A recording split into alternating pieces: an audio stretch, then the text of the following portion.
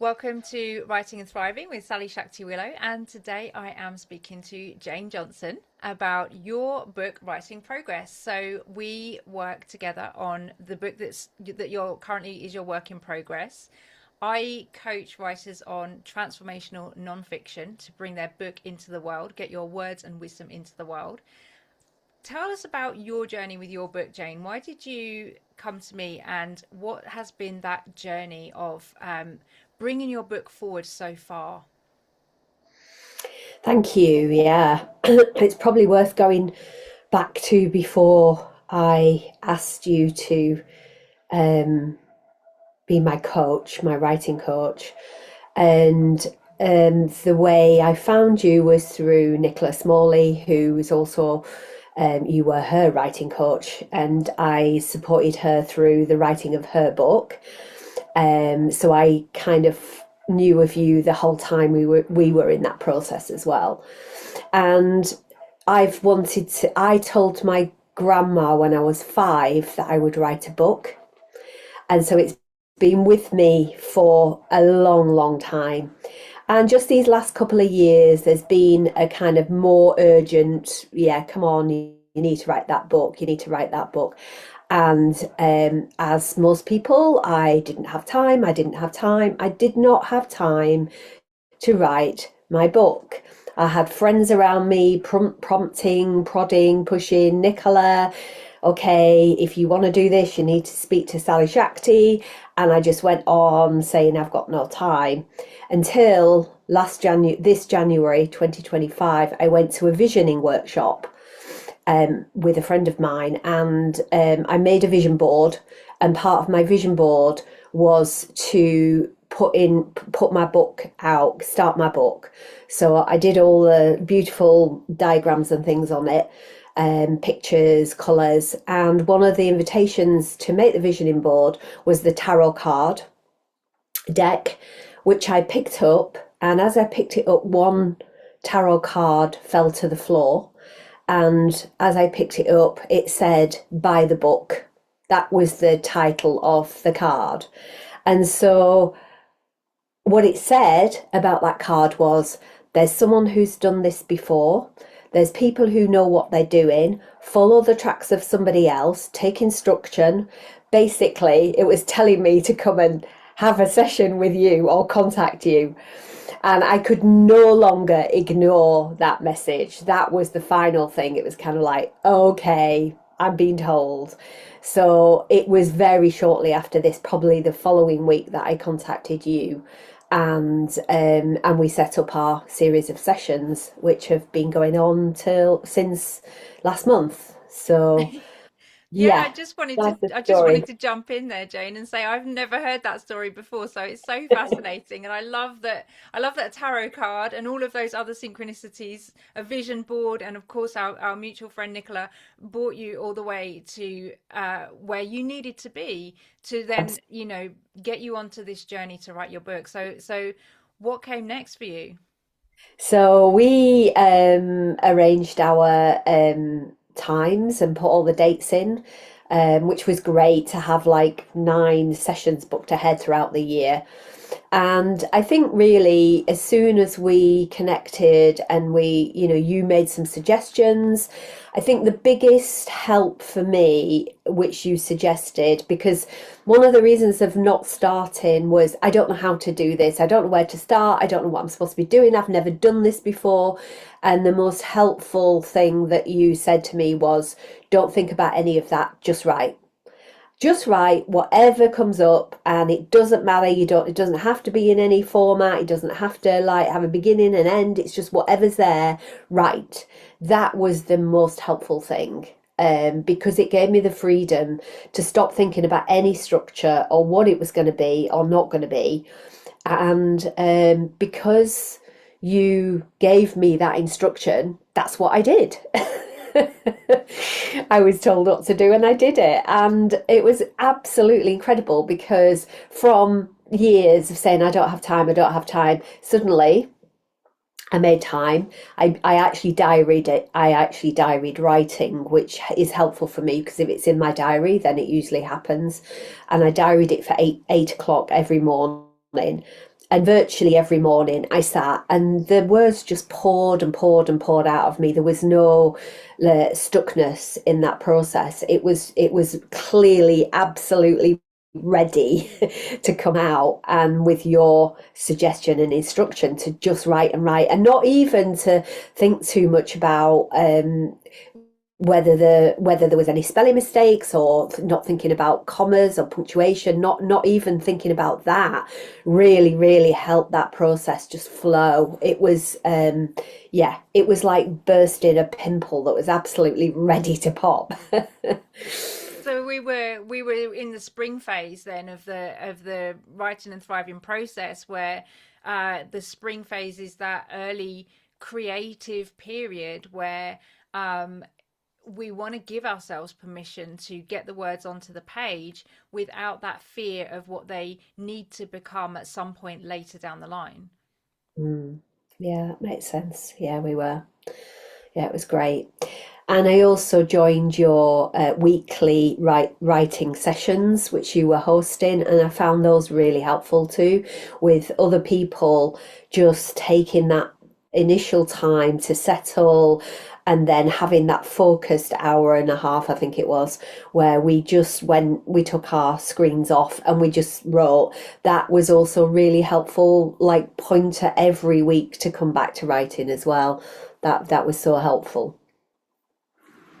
Brilliant. And so once you had all your words down on the page, then, then I know that every time you came to me, you always had the right question at the right time. And we were kind of always ready to move into the next phase of the process so that you could continue moving forward.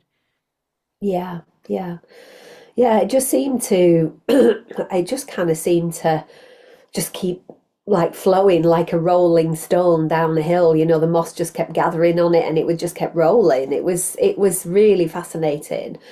And I think my sense was that you're used to people getting stuck, but I didn't get stuck in that process. There's processes kind of now that I'm getting more stuck in, but the actual writing and bring it out, I didn't get stuck at all in that process. And yes, there were phases where I we had questions, and you were able to answer them and move through. So tell us a bit about your book. What was the motivation or inspiration behind it? What's your intention? Because you're still working on the book, but what's the intention for this book? Why did you want to bring this book into the world? Yeah, I mean, my initial intention was that I feel like I've had a very um, countercultural life. And at the age I'm at now as a grandma, I felt like some of my experiences that I'd gone through would be really helpful for my grandchildren, that I could verbally convey some of that to them. But in a book, there would be something about that. It was definitely about resilience. There was something about some of the awful experience that I've had have built resilience. And so that's kind of what I wanted to offer my grandchildren. And so that was the initial motivation, really, was for my grandchildren. And then you really open that out a lot more. It's kind of like, how will other people want to read this book? What will other people get out of this? And that was the stage where it became more about, it widened a lot further from your kind of suggestion of it being about my work.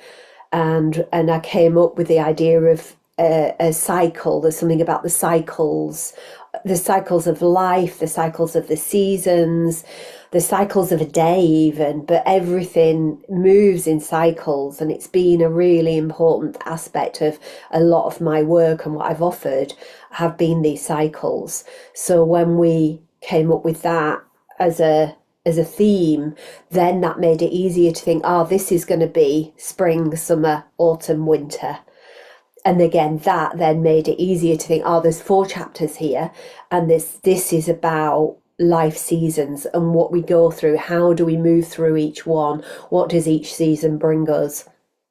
And to invite in this, which I would never have thought of at the beginning, which you invited me to do, was to think about how the readers could have their own experiences of the season, and how I would invite readers into their own practical, visual, spiritual experiences of each season. So that's been a massive part of adding to the book. That's brilliant. So the theme, the core overall theme that emerged became the structure of the book, and also the holder or the container for your readers' transformational journey as they move through the book and the seasons and the cycles with you on this journey. So tell us a little bit about what you do, who are your readers, and what is the kind of work that you do in the world. I know you run retreats, workshops. Tell us a bit about your work and your practice.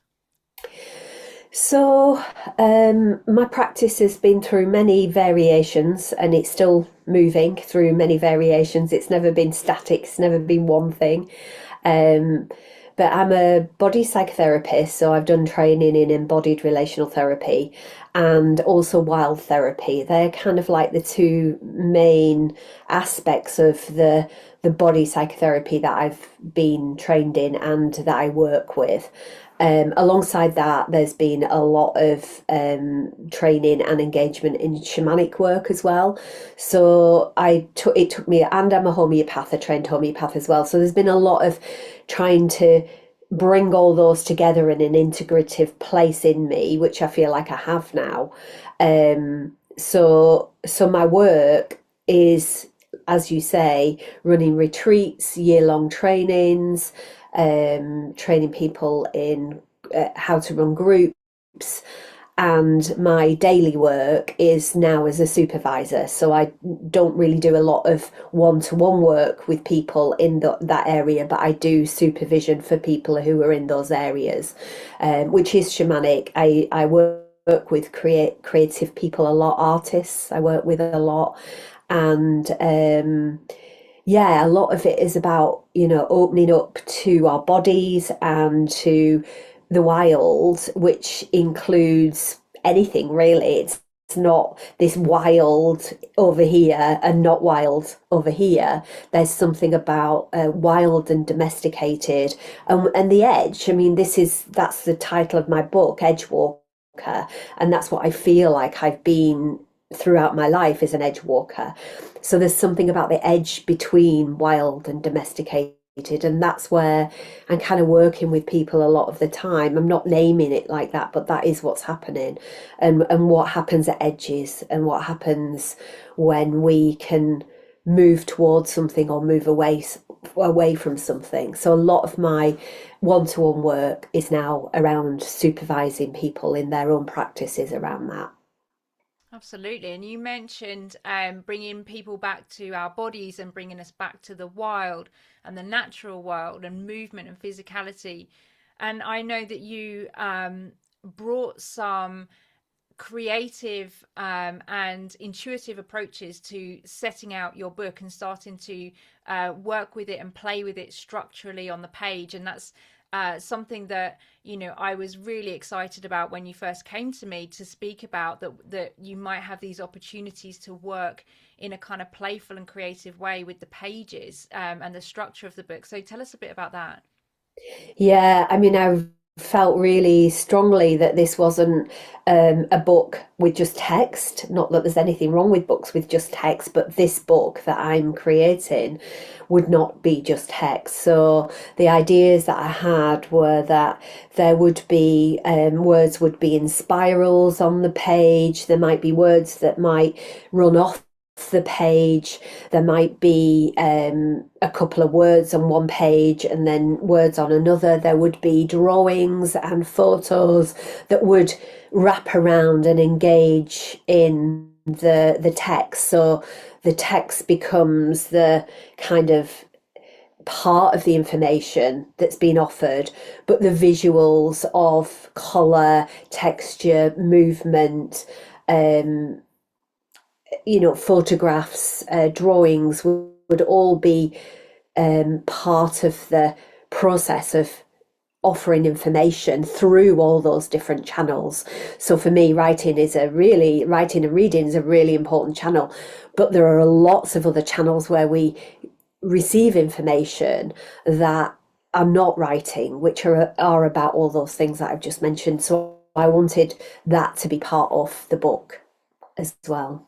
Absolutely. And I really love that. It excites me because that takes me back to what I was really exploring and embodying through my PhD and my research and my practice that I was doing in that period of my life where, and I still believe this, and I still very much advocate for this, that the book is a material object. Books are embodied, I was going to say beings, maybe they are, but one of the things that we have that has been increasingly eroded in our Western sort of academic and intellectual culture is the body and embodied knowing and the physicality, even the physicality of what it means to hold a book in your hand and to read that book, and Mm. maybe to have to, turn the pages backwards and forwards to make sense of what you're seeing.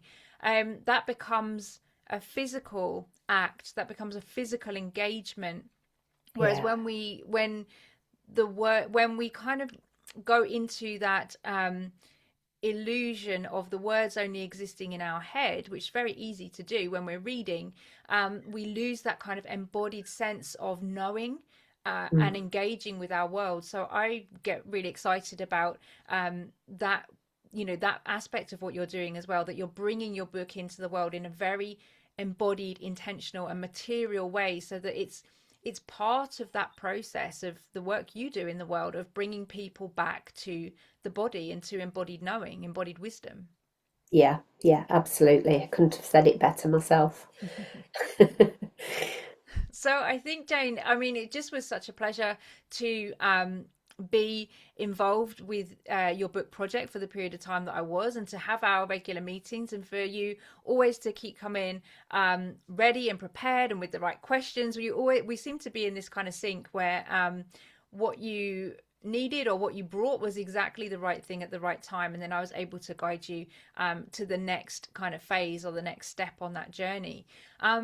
Mm. Just before we close, is there anything more that you want to say about your book or about the process? And then perhaps you can finish by telling people how they can find you or find out more.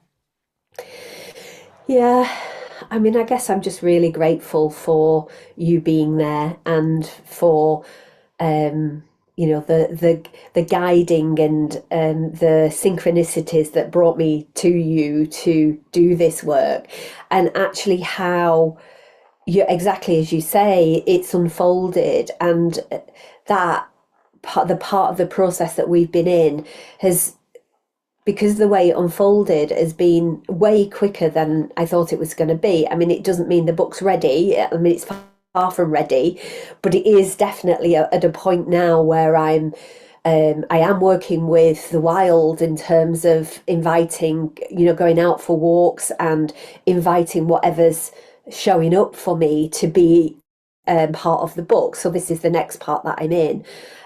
But the part that this section that we've done together, yeah, I've been really amazed at how it has unfolded with a lot of kind of speed, really. And I think that is due to the fact that it was absolutely ready, but that you've got such amazing skills at being able to see and hear where I'm at. I really felt met in my process, but not just met, but really guided, but not with a kind of heavy hand of like, oh, you need to do this. There was a lot of space for me to be myself, but this guidance, which is what the oracle card had said originally, was absolutely there the whole way through. So I'm just really grateful. Thank you so much. Thanks, Jayne. It's really, really lovely to have this conversation with you and to just hear your perspective and your side of how this creative process and this creative collaboration has been unfolding for you, and how that's, meeting and shaping and evolving your intentions for the book as well, which feels really empowering, I hope, and powerful. Um, Yeah. Lastly, how I know you're not super online. Is there any way No. that people can find you, or do we have? Is it like a? Is it just that a secret that the right people find you at the right time? Well, not quite, but I am really not on very much social media. I am on Substack. So if anyone wanted to find me there, I am Grandma in the Train Carriage on Substack. And so I am in the process of putting some little pieces of writing from the book, maybe some of the poems or some pieces on that page. It's very new and there's not very much there, but you can be in touch with me through that. And then the other way that people contact me is just through email. So I'm like really old fashioned. I mean, I guess it's not even that old fashioned. Old fashioned would be writing letters, but email, which is mail@janejohnson.co.uk. Perfect. It's really, really great to speak with you, Jayne. Thank you so much for taking time this morning. People can find me at writingthriving.com and also on Substack at Writing Thriving. And please do come and connect with us both. And I can't wait to see some of your pages and poems up on Substack. So I'll look out for that as well. Great. Thank you. Thanks, Thanks. Jayne. Thanks, Sally-Shakti.